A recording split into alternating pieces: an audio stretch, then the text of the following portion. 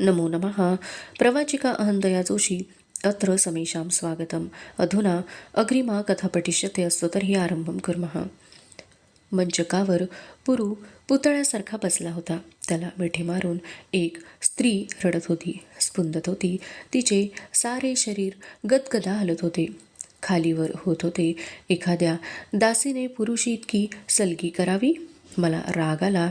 मी 2 पावले पुढे झालो आणि म्हणालो, पुरू, तू आता राजा झाला आहेस. राजानं आपल्या प्रतिष्ठेला शोभेल असं वागलं पाहिजे. ही कोण दीडदमडीची दासी तुझ्या गळ्यात? पुढले शब्द माझ्या गळ्यात अडकले. माझा आवाज कानी पडताच त्या स्त्रीने आपली मान वळवली. तिला पाहताच पृथ्वी दुबंगून ययातीला पोटात घेईल तर फार बरे होईल असे मला वाटू लागले. ती शर्मिष्ठा होती. पुरूची ही अवस्था पाहून ती थाय मोकलून रडत होती. मला तिच्याकडे पाहावेना, तिचे हुंदके ऐकवेनात. मी खाली मान घालून उभा राहिलो. 18 वर्षांपूर्वी अशोकवनातल्या भुयाराच्या पायरीवर उभे राहून शर्मिष्ठेला निरोप देताना मी म्हटले होते, आता तुझी भेट केव्हा आणि कोणत्या स्थितीत होईल ते देव जाणे. ती भेट आज व्हायची होती, अशा स्थितीत व्हायची होती. माझी संवेदना बधीर होऊ लागली. मी डोळे मिटून घेतले. मी जागच्या जागी खिळून राहिलो. शर्मिष्ठा, माझी लाडकी क्षमा. तिला पोटाशी धरावे, तिचे अश्रू पुसावे, तिचे दुःख हलके करावे या इच्छेने मी तळमळू लागलो. पण तिचे दुःख हलके कसे करायचे? पाणसाचा जीव घेणाऱ्या पारध्याला हरणीची समजूत घालता येईल का? त्याला तिचे समाधान करता येईल का?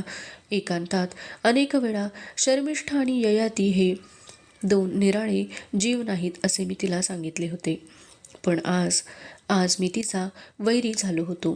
ती ज्याची जन्मभर अंतःकरणातल्या फुलांनी पूजा करीत आली होती, त्याने तिला अग्निकुंडात फेकून दिले होते. शर्मिष्ठेची आसवे माझ्या पायांवर पडत होती, पण त्यातला प्रत्येक अश्रुबिंदू माझ्या काळजाला डागण्या देत होता. या देवतेने आपल्यासारख्या पिशाचाचे पाय धरावेत याची मला लाज वाटू लागली. पण तिला उठवण्याकरता सुद्धा तिच्या शरीराला स्पर्श करण्याचा धीर मला होईना. तिने मध्येच वर पाहिले. तिच्या दृष्टीत अनंत मरणांचे कारुण्य एकवटले होते. थरथरत्या ओठांनी ती उद्गारली, महाराज, काय झालं हे? तिच्या मातृहृदयातून तो व्याकुळ उद्गार बाहेर पडला होता. पण मला वाटले, माझ्या विलासी, अंधळ्या, उन्मत्त आणि पातकी जीवनक्रमाला उद्देशूनच तिने महाराज काय झालं हे हा प्रश्न विचारला होता. खरेच काय झाले होते हे? झाले होते मी आपल्या पापी हातांनी केले होते. पुरूला वार्धक्य देऊन मी यौवन घेतले, ते जाणून बुजून. पूर्ण विचार करून माझ्या लंपट मनाच्या वासनेची क्षणिक तृप्ती व्हावी म्हणून मी पितृधर्म लाथाडला होता, वात्सल्य लाथाडले होते, माणुसकी लाथाडली होती. अनिर्बंध वासनेच्या हातातले कोलीत झालो होतो मी. स्वतःच्या क्षणिक सुखासाठी पोटच्या गोळ्याचा बळी दिला होता मी. 18 वर्षे एका राक्षसी वासनेचे मंदिर मी बांधित आलो होतो. आज ज्याच्यावर किती भयंकर कळस चढवला होता मी. शर्मिष्ठा माझी होती. तिने मला निस्सीम निरपेक्ष प्रेम दिले होते. तिच्या एका अश्रुबिंदूसाठी प्राण वेचणे हे माझे कर्तव्य होते. नुसते कर्तव्य नव्हते, अशा प्राणदानात सुखाचे समुद्र भरले होते. मी विचार करू लागलो, शर्मिष्ठेला सुखी करायचे तर पुरूचे यौवन त्याला परत दिले पाहिजे, एका क्षणाचाही विलंब न करता. पण माझ्या मृत्यू वाचून त्याला यौवन परत मिळण्याचा दुसरा मार्ग नव्हता. मृत्यू लहानपणापासून पावलोपावली मला भिववीत आलेला माझा अदृश्य शत्रू. प्रत्येक वेळी ज्याच्या भीतीने मी शरीरसुखाच्या अधीन होत गेलो होतो, तो अज्ञात अनामिक मृत्यू. या क्षणी त्याला हसत कवटाळायचे, मागे पुढे न पाहता त्याला आनंदाने मिठी मारायची. मी शर्मिष्ठेकडे पाहिले. केवढ्या आशेने ती माझ्याकडे पाहत होती. 18 वर्षांपूर्वी अज्ञातवासात जाताना तिने क्षणभर तरी कुरकुर केली होती का? देवयानीच्या क्रोधापासून माझे रक्षण करण्यासाठीच हिने हे दिव्य केले होते, नाही का? शर्मिष्ठेचे प्रेम, माधवाचे प्रेम, कचाचे प्रेम, मीही असेच प्रेम करायला नको का? आजपर्यंत कधीही न दिसलेला माझ्या मनातला एक कोपरा मला दिसू लागला. त्या कोपऱ्यात एक मंद ज्योत तेवत होती. हळूहळू ती मोठी होऊ लागली. तिच्या प्रकाशात माझा मार्ग मला दिसू लागला. स्वतःसाठी जगण्यात जेवढा आनंद आहे त्याच्यापेक्षा दुसऱ्यासाठी जगण्यात, दुसऱ्यासाठी मरण्यात शतपटींनी अधिक आनंद आहे. केवढे अद्भुत उदात्त सत्य होते हे. पण आज प्रथमच त्याची प्रचिती आली मला. शुक्राचार्यांनी माझे बाह्य रूप बदलून टाकले होते. आता शर्मिष्ठा माझ्या अंतरंगात क्रांती घडवून आणत होती. आतापर्यंत मी न पाहिलेला ययाती माझ्यासमोर उभा राहिला. तो मृत्यूच्या खांद्यावर हात ठेवून म्हणत होता, या जीवनात 2च गोष्टी खऱ्या आहेत, प्रीती आणि मृत्यू. चल मित्रा, चल, या काळोखात तुला सोबत करायला मी आलो आहे. भिवू नकोस, अगदी भिवू नकोस. माझ्या हातातला हा दिवा पाहिलास का? काय म्हणतोस? ही शुक्राची चांदणी आहे, वेडा रे वेडा. ही शर्मिष्ठेची प्रीती आहे. आता शर्मिष्ठेला स्पर्श करण्याचा धीर मला आला. तिचे दोन्ही हात हळूच हातात घेऊन मी तिला उठवले. तिचे मस्तक थोपटीत मी म्हटले, क्षमा, काही काळजी करू नकोस. देवाच्या दयेनं सारं सुरळीत होईल. तिने करुण स्वरात विचारले, पुरू पहिल्यासारखा होईल? ती पाणावलेल्या डोळ्यांनी म्हणाली, नाही महाराज, तुम्ही फसवताय मला. पुरू पहिल्यासारखा होणार नाही. कोणीतरी भयंकर शाप दिला आहे त्याला. होय, कुणी दिला माझ्या बाळाला हा शाप? शुक्राचार्यांनी. माझ्या पोरानं यदूचे प्राण वाचवले, पण देवयानीला काही त्याची दया आली नाही. काय झालं हे महाराज, काय झालं हे? तिची आसवे हातांनी पुशीत मी म्हणालो, शांत हो शमा, शांत हो. तुझा पुरू पूर्वीसारखाच होईल. त्याला शुक्राचार्यांनी शाप दिलेला नाही, तो दिलेला आहे कुणी दुष्टानं. त्या दुष्ट मनुष्याचं नाव ययाती. ती दचकली, आश्चर्याने माझ्याकडे पाहू लागली. मी पितृधर्म विसरलो, माणुसकी विसरलो. शापानं मला आलेलं वार्धक्य मी पुरूला दिलं, त्याचं यौवन मी घेतलं. हा लंपट कामुक अधम ययाती तुझा अपराधी आहे, पुरूचा अपराधी आहे. ती वेड्यासारखी माझ्याकडे पाहू लागली. माझ्या बोलण्यावर तिचा विश्वास बसेना. माझ्यावरची श्रद्धा पाहून मला बडबडून आले. खरेच मनुष्य किती चांगला आहे, तो दुसऱ्यावर किती विश्वास ठेवतो. विश्वास, श्रद्धा, निष्ठा, प्रीती, भक्ती, सेवा यांच्या बळावर तो जगतो. यांच्या बळावर तो मृत्यूला सामोरा जातो. पण या सर्व भावनांचा संबंध माणसाच्या शरीराशी नाही, तो त्याच्या आत्म्याशी आहे. गेल्या 18 वर्षात हा माझा आत्मा मी गमावून बसलो आहे. आपल्या श्रद्धेच्या बळावर शर्मिष्ठेने स्वतःचा आत्मा सुरक्षित राखला होता, विकसित केला होता. गमावलेला आत्मा शोधून काढण्याचा एकच मार्ग मला मोकळा होता, तो म्हणजे ज्या शरीराच्या क्षणिक सुखासाठी मी पिशाच झालो होतो, त्या शरीराच्या हसतमुखाने त्याग करणे. प्रीतीच्याच उत्कटतेने मृत्यूला मिठी मारून पुरूचे यौवन त्याला परत देणे. पुरूसाठी मला मृत्यू स्वीकारला पाहिजे. हे ऐकताच शर्मिष्ठा गोंधळली, गडबडली, स्पंदू लागली. शेवटी ती म्हणाली, महाराज, मी जशी आई आहे तशी पत्नीही आहे. मला माझे दोन्ही डोळे हवेत महाराज. तिला पुढे बोलवेना. तिचे माझ्यावरचे ते प्रेम पाहून मी गहिवरून गेलो. पण ही वेळ प्रेमाचे दान घेण्याची नव्हती, त्या दानाची पुरेपूर परतफेड करायची होती. मी शर्मिष्ठेला म्हणालो, रात्र फार झाली, उद्या सकाळी नीट विचार करूया आपण. काही झालं तरी तुझा पुरू पूर्वीसारखा होईल असं मी तुला वचन देतो. जा, त्याच्याजवळ जाऊन बैस. असा त्यागी पुत्र तुझ्या पोटी जन्माला आला. तू खरी वीरमाता होशील. जा, त्याच्या पाठीवरून हात फिरव, जा. शर्मिष्ठेची पाठ फिरताच मी शुक्राचार्यांची स्मरण केले.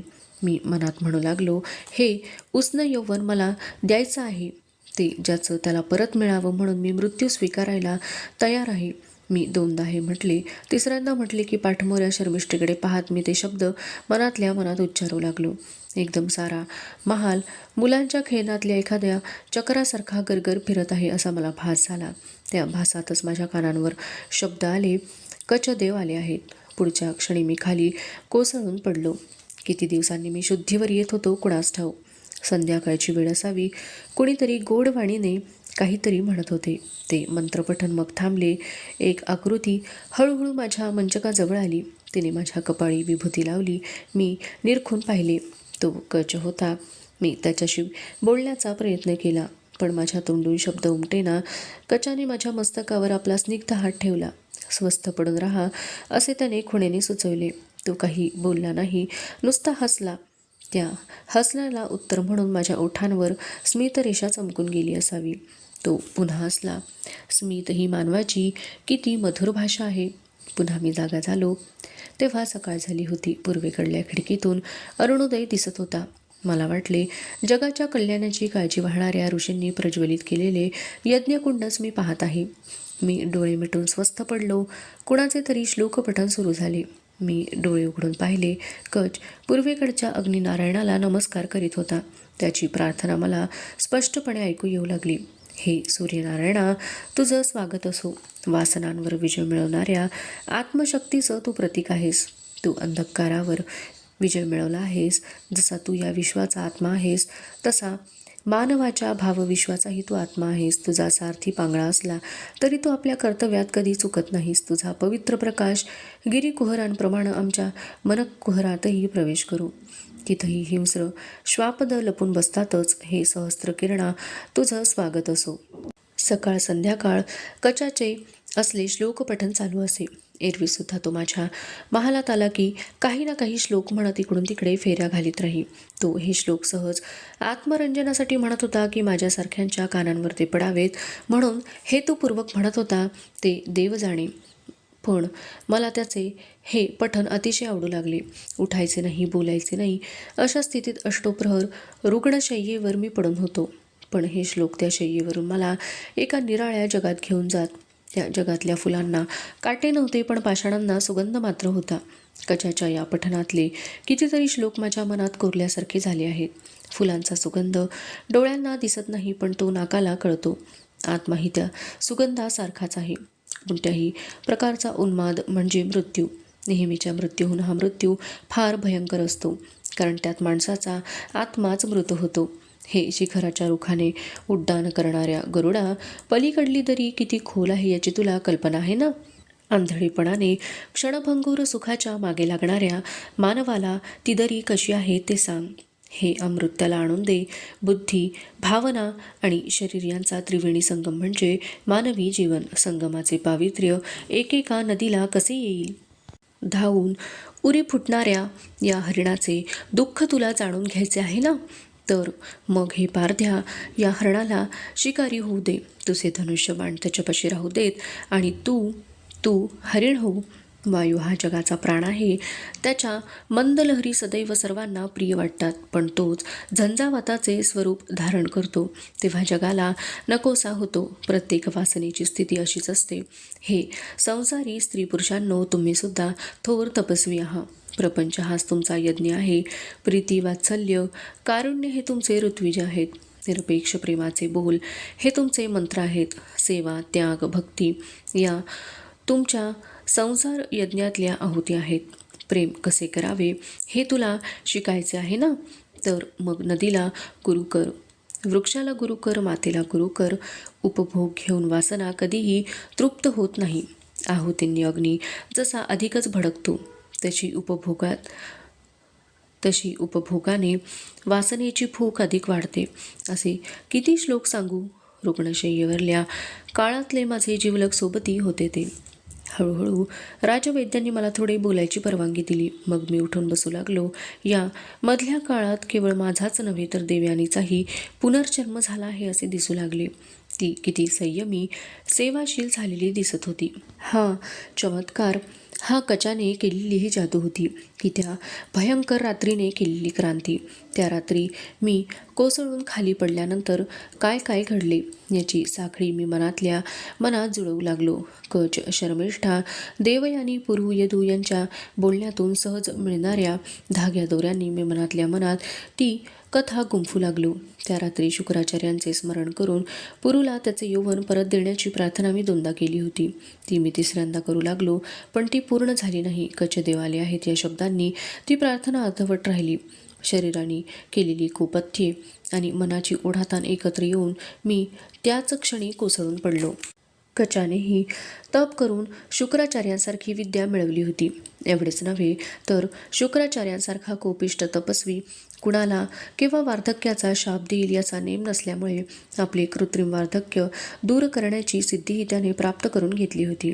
त्या सिद्धीच्या बळावर त्याने एका क्षणात पुरूचे यौवन त्याला परत दिले होते.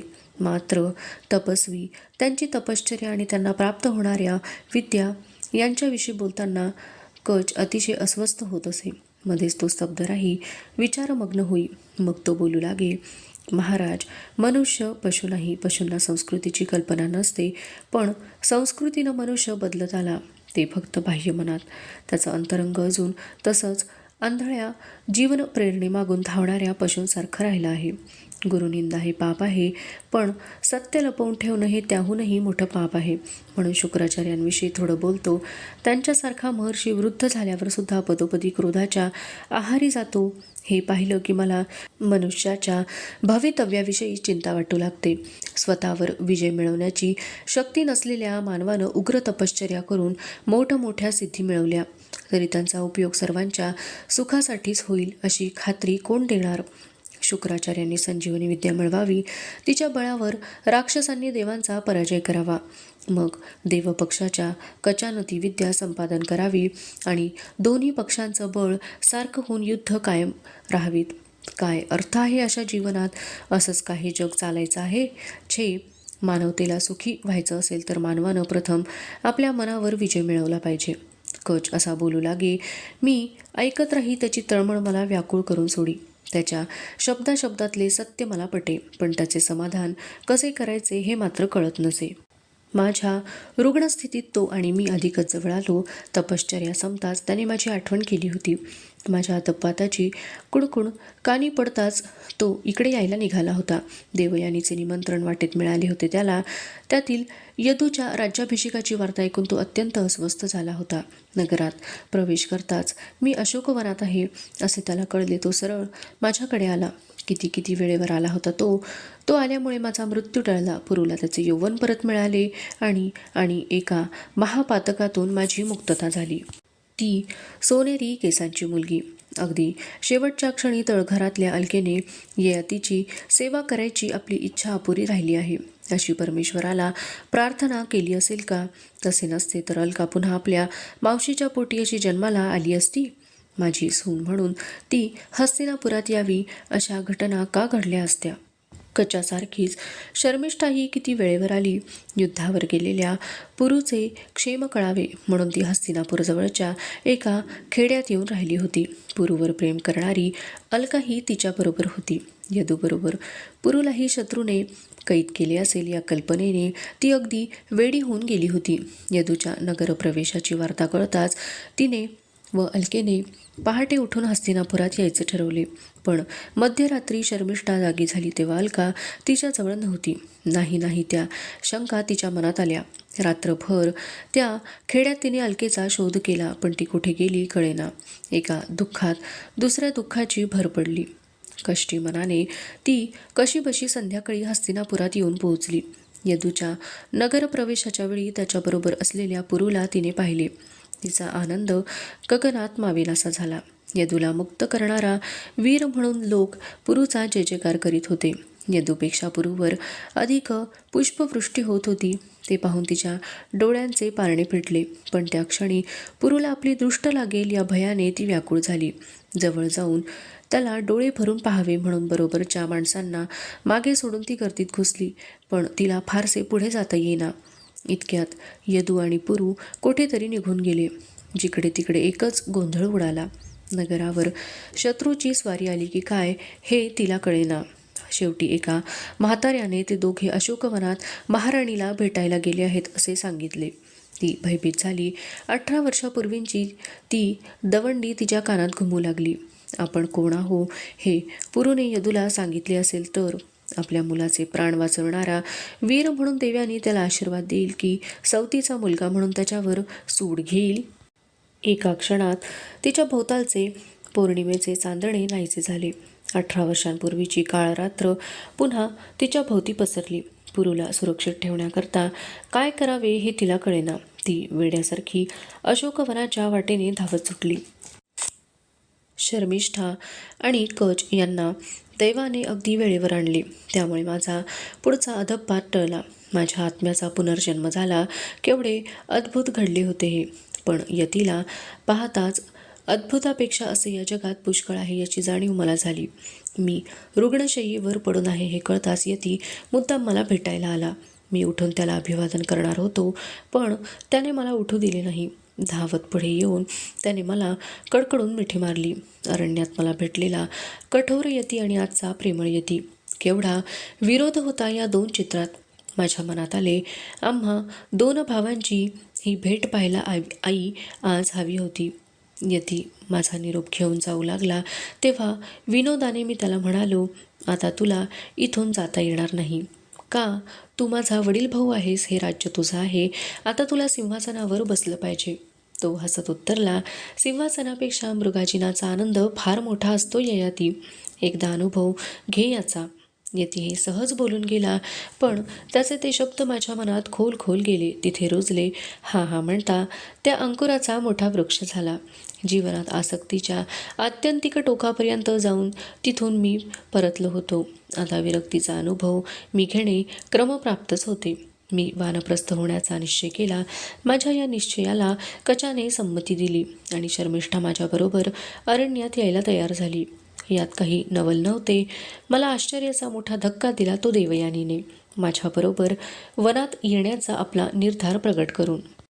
मी रुग्णशय्येवर प्रथम शुद्धीवर आलो तेव्हापासून देवयानी मनाने बदलली आहे, हे सारखे माझ्या लक्षात येत होते. राहून राहून मला या गोष्टीचे आश्चर्य वाटत होते. मी शुद्धीवर येऊ लागलो त्या दिवशीची ती रात्र काही क्षण मला चांगली शुद्ध आली होती. उन्मत्त घोड्याने फेकून दिल्यामुळे मी जखमी झालो आहे आणि अलका माझ्या उशाशी बसली आहे असा मला प्रथम क्षणभर भास झाला, पण दुसऱ्याच क्षणी ती देवयानी आहे हे मी ओळखले. हातातल्या पंख्याने ती मला वारा घालीत होती. मी दृष्टी खाली वळवली. शर्मिष्ठा माझे पाय चुरीत बसली होती. त्याच रात्री पुन्हा काही क्षण मला चांगली शुद्ध आली. त्या दोघींची कुजबूज ऐकू येऊ लागली. देवयानी शर्मिष्ठेला म्हणत होती, तू आता वारा घाल. मी पाय चुरीत बसते. शर्मिष्ठेने विचारले, ते का? देवयानी म्हणाली, पाय दाबून दाबून तुझे हात दुखू लागले असतील. शर्मिष्ठेने हसत उलट प्रश्न केला, वारा घालून हात दुखत नाहीत वाटतं? देवयानी हसत उत्तरली, माझा एक हात दुखत असला तरी तुझे दोन्ही हात दुखत असतील. उद्या लोक म्हणतील, पहा ही देवयानी सवतीला कशी वाईट वागवते ते. मी तुझ्याहून मोठी आहे, माझं ऐकायला हवं तुला. चल हा घे पंखा. मग दोघीही हसू लागल्या. दोघींचे मनमोकळे हसणे मिळून गेले. दोन नद्या मिळतात तसे. देवयानीत इतका बदल कसा झाला याचा पडल्या पडल्या पुष्कळ दिवस मी विचार करीत होतो. कचाने तिला पुष्कळ उपदेश केला असेल हे उघड होते, पण हा उपदेश काही तिला अपरिचित नव्हता. मग ती इतकी बदलली कशामुळे? त्या रात्रीच्या भीषण अनुभवामुळे, शुक्राचार्यांपेक्षा कच खरा ज्ञानी आहे अशी खात्री झाल्यामुळे. शेवटी कचाशी बोलता बोलता मी हा विषय काढला. देवयानीच्या या पुनर्जन्माचे कारण हसत हसत मी त्याला विचारले. या परिवर्तनाचे सारे श्रेय मी त्याला देत आहे असे दिसताच तो म्हणाला, तुमची चूक होते महाराज. जे घडावं म्हणून इतकी वर्ष मी धडपडत होतो ते त्या रात्री घडलं, पण माझ्यामुळे नव्हे, पुरूमुळे. मी चकित होऊन विचारले, ते कसं? पुरूनं तुमचं वार्धक्य घेतलं तेव्हा तुम्ही त्याला आपलं राज्य दिलं होतं, पण यौवन परत मिळताच पुरू धावत देवयानीकडे गेला. तिच्या पायांवर डोके ठेवून तो म्हणाला, आई, यदू माझा वडील भाऊ आहे. बाबांनी मला राज्य दिलंय, पण मी ते घेणार नाही. यदूचा अपमान करून मी सिंहासनावर बसणार नाही. यदूच राजा होऊ दे. तो जी आज्ञा करील ती मी पाळीन. तुझ्या पायांची शपथ घेऊन सांगतो मी आई. शर्मिष्ठा मातेच्या पायांची शपथ घेऊन सांगतो, मला तू हवीस आई म्हणून तू हवीस, भाऊ म्हणून यदू हवा. मला राज्य नको, मला आई हवी, भाऊ हवा. पूर्वी कधीही कशानंही न विरघळलेली देवयानी पुरूच्या या त्यागानं आणि प्रेमानं द्रवून गेली. त्याला पोटीशी धरून त्याचं मस्तक आसवांनी न्हाणीत ती म्हणाली, पुरू, पुढं सिंहासनावर कुणी बसायचं ते महाराज ठरवतील, प्रजा ठरवील, पण जगातली सारी राज्य ज्याच्यावरून ओवाळून टाकावीत असं राज्य तू मला दिलंस. तुझ्यासारख्या त्यागी पराक्रमी मुलानं आई म्हणून मला हाक मारली. पुरू, हे प्रेम करायला तुला कोणी शिकवलं? मला हे कुणी लहानपणी शिकवलं असतं तर फार बरं झालं असतं. आता तुझ्यापासून मी ते शिकणार आहे. वडिलांचं वार्धक्य तू आनंदानं घेतलंस. भावासाठी सिंहासनाचा आपला हक्क तू आनंदानं सोडलास. पुरू, मला दुसरं काही नको. तुझं हे प्रेम करण्याचं बळ तेवढं मला दे. पुरूने राज्यावरला आपला हक्क सोडला होता, पण साऱ्या प्रजेला तोच राजा व्हायला हवा होता. यदूच्या पराभवामुळं तो लोकांच्या मनातून उतरला होता. उत्तरेकडे दस्यूंचे बंड मोडून काढणे आवश्यक होते. त्यासाठी पराक्रमी राजा सिंहासनावर असणे आवश्यक होते. देवयानीने सुद्धा लोकांच्या या इच्छेला आनंदाने मान दिला. पुरूच्या राज्याभिषेकाच्या दिवशी आम्ही वानप्रस्थ झालो. अभिषेकाचा समारंभ संपताच कचाने आम्हा तिघांना प्रश्न केला, तुमची काही इच्छा राहिली आहे का? देवयानी आणि शर्मिष्ठा या दोघींनीही काही नाही असे तत्काळ उत्तर दिले. मी मात्र स्तब्ध राहिलो. तेव्हा कच म्हणाला, महाराज, मी म्हणालो, आता मला महाराज म्हणून हाक मारायची नाही, ययाती म्हणून हाक मारायची.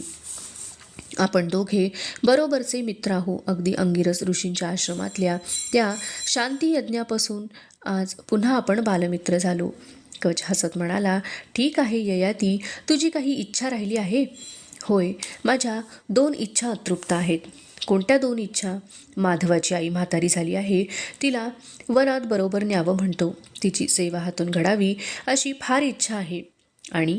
आणि आम्ही तिघांनी आपली ही कहाणी कुठलाही आडपडदा न ठेवता जगाला सांगावी. राजा झालेला पुरू आमचा आशीर्वाद घेण्याकरता आला. मी त्याला आशीर्वाद दिला, तुझ्या नावानं हे कुळ प्रसिद्ध हो, तुझ्या पराक्रमानं तुझा त्यागही वाढत राहो. आणखी काय महाराज? मी आता महाराज नाही. आणखी काय बाबा? मी आता संसारी मनुष्य नाही. आणखी काय? सुखात दुःखात सदैव एक गोष्ट लक्षात ठेव, काम आणि अर्थ हे महान पुरुषार्थ आहेत, मोठे प्रेरक पुरुषार्थ आहेत, जीवनाला पोषक असे पुरुषार्थ आहेत. पण हे स्वैर धावणारे पुरुषार्थ आहेत. हे पुरुषार्थ केव्हा अंध होतील याचा नेम नसतो. त्यांचे लगाम अष्टोप्रहर धर्माच्या हातात ठेव. न जातु कामः कामानामुपभोगेन शाम्यति हविषा कृष्णवर्त्मेव भूय एवाभिवर्धते. कामेच्छा ही अधिकाधिक उपभोगाने शांत होत नाही. यज्ञातील अग्नी हवीर द्रव्यांमुळे जसा अधिकच भडकतो तसेच कामेच्छेचे आहे. अधुना एषा कथा समाप्तिं गता. एतत् पुस्तकमपि समाप्तम् अस्तु. तर्हि नूतनेन पुस्तकेन सह पुनर्मिलामः. तावन्मङ्गलं भूयात्, शुभं भूयात्. नमो नमः. धन्यवादाः.